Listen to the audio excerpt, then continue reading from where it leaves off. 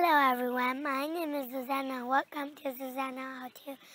Today I will tell you say some outdoors Chinese. Now I will tell you how to say it. The first one is this one is lake. It's called Xiǎo. And then this is a tree. 大树.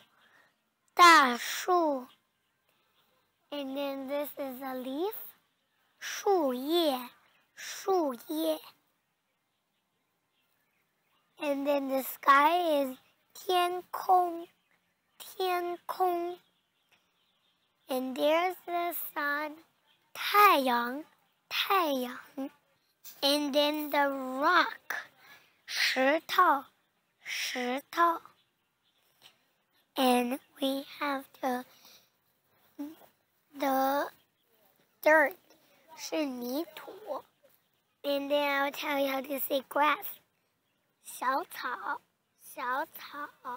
And then this is the flower.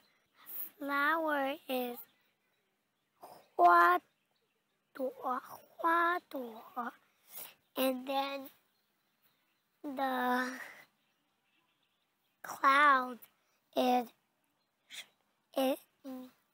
云朵.